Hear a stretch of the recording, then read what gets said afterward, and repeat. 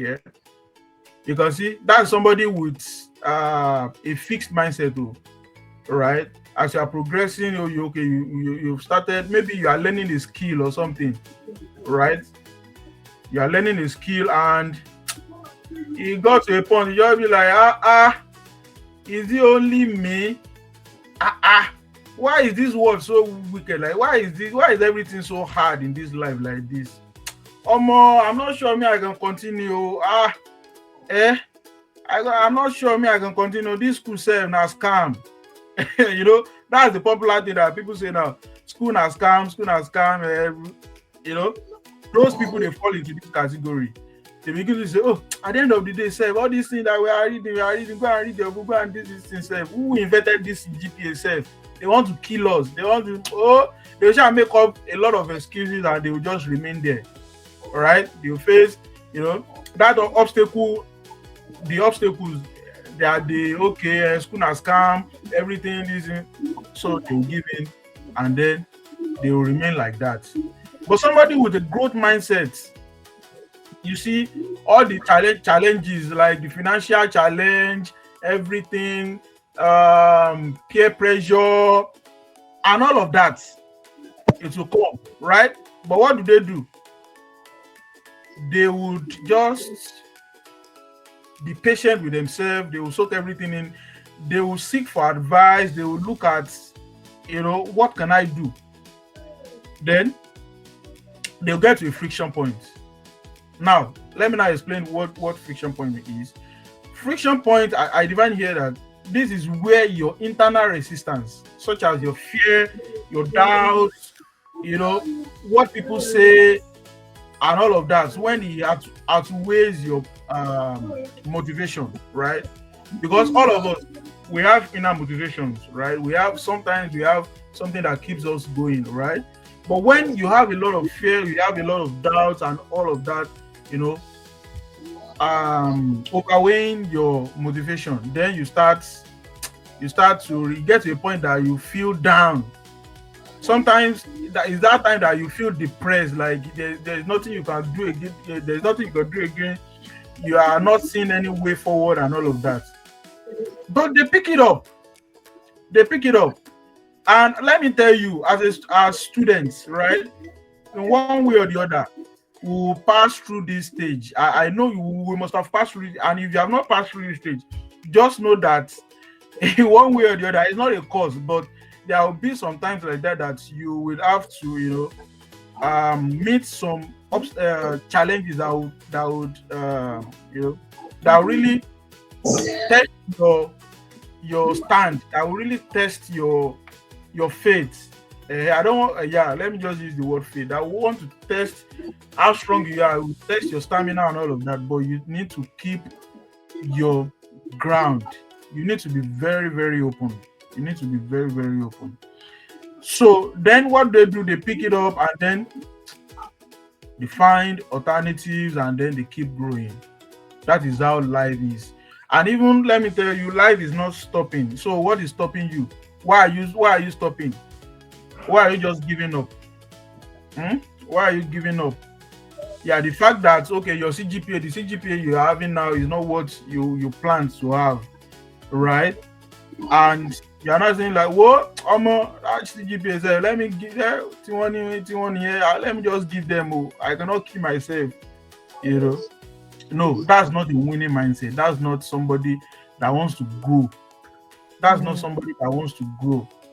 So you keep on fighting till the end. And even the Bible told us that it's only those that fight to the end, right, that will take the crown. Right? So you need to keep going. You need to keep going because and the funniest thing is as you are solving one challenge, another one is coming.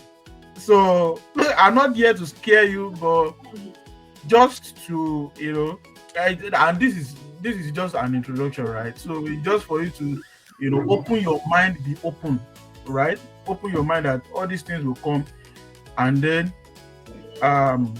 stand your ground so that you overcome. Okay, so the next one I'm going to talk about is the growth measurement parameters, right? Because at the end of the day, there is going to be how do we assess your growth? How do you assess the level of how do you assess your achievements, right? What can you use to quantify your achievement? What are the factors that can lead to achievement, that can lead to improvements and all of that? So number one is consistent practice, right? This is see, I don't even need to spend too much time on this one. This is explanatory enough, right? Consistent practice. If you want to succeed in life, I have a when I was on a undergraduate. Let me just chip in this, right? There used to be a point where I could remember very well during our 100 level days and all of that. I used to put it on myself that all my courses, I must read all of them at least 15 times. At least 15 times before exam. 50, all of them. We can be doing like 10 courses and all of that. But I said, before I will go and write this exam, I must have read this particular, all the courses each. I will have read them 15 times. Yes, and I was, to some extent, I was able to do that. And, with the grace of God, it showed, right? So you must be consistent. Everything in this life, everything that is looking good requires consistency. Consistency, rather, it requires consistency. So if you are not being consistent with what you are doing, the difference will show at the end of the day, right? It will show. So the next one is trying to understand and not memorize, right? This is very common, especially for, well, I don't want to be I don't want to say for engineering students, because I know Olayemi can relate and faith. There are some courses that you will need to cram. See, bro, trying to understand will just waste your time, right? There are some courses like that you will need to just cram it, like you will cram it in la cram la pour. So you just have to do it that way. But most importantly, make sure you understand the concepts, right? When you understand the concept, you'll be able to even if they set the questions, if they set questions in another way or in another form, or change the format, you'll be able to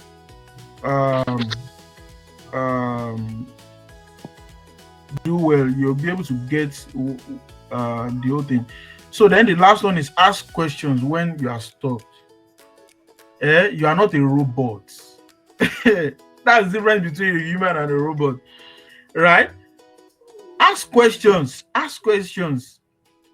If you don't know something, if you are confused, ask questions. Ask questions. And the Yoruba people, we always say that abere or no, kokinshino, right? If you can open your mouth and ask questions, you will get it right. And what it took some people 20 years, right, to attain, you can get it under 2 minutes when you ask them questions. When you ask them relevant questions, by the way, relevant questions, ask them questions. Ask questions when you are stuck. And how can you ask questions? You might not really see somebody to ask questions. Reading books is also part of asking questions. Like, I mean, when you read books, you ask, okay, why these things? Then you go for books that talks about that particular thing, and then you read up and get your answers and all of that. All right. So, this is the last thing I'm going to be talking about before we move to the next segment. So I will briefly talk about the post-study reflection loop. So always ask yourself this question, all right? What is different? I mean, after your day, this is what most of the time I use this for myself. Like after each day, before I go to bed, I say, okay, what have I achieved today? What was difficult for me today? Right? So how did I figure it out? What did I do? Was I able to tackle it and all of that? And so how did I do it today that I was able to tackle it? So ask yourself all these questions, and when you do all these things, you begin to see changes in your life, because this life, you need to be curious. If you are not curious, you won't move. There's no way you will move forward. So ask yourself questions regularly all the time. So thank you very much for your attention. Thank you.